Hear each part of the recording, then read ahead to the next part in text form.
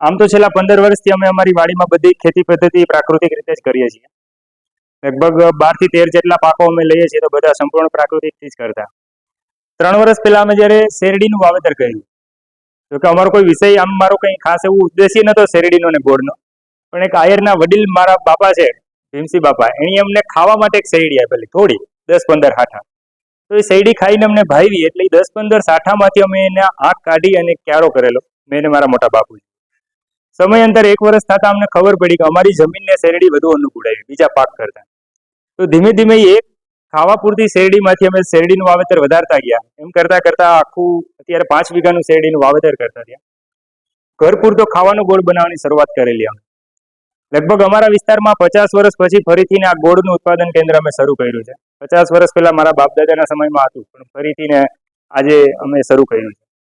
તો આજે જે આ ગોળ છે સંપૂર્ણ પ્રાકૃતિક છે. શેરડીના ઉગવાથી લઈ ગોળ બનવા સુધી ક્યાંય કોઈ જાતનું કેમિકલ નથી.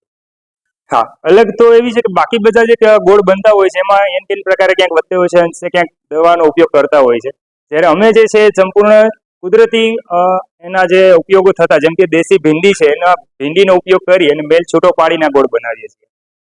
આ ગોળની અંદર કોઈ જાતની દવા નથી. શેરડીમાં તો નથી, ગોળ બનવાની પ્રોસેસમાં ક્યાંય કોઈ જાતની દવા નથી. રહી વાત આ ક્યુબની, તો અમારો વિચાર એવો આવ્યો કે આજની નવી પ્રજા જે છે, નવી આપણી જનરેશન જે છે એ ગોળથી દૂર થઈ ગઈ છે.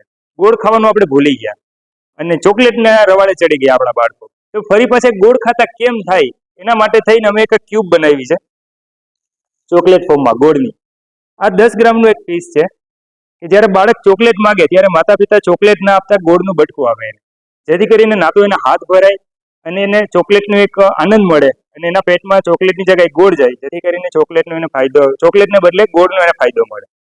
તો એ વિચારથી અમે ધીમે ધીમે આજે ચોકલેટ ફોર્મમાં ગોળ બનાવવાનું શરૂ કર્યું કે જેથી કરીને આવનાર પેઢી ગોળ ખાતી થાય ફરીને. કારણ કે આપણા વડીલો કહેતા, ખાઈએ ઘર તો આવે ઘર.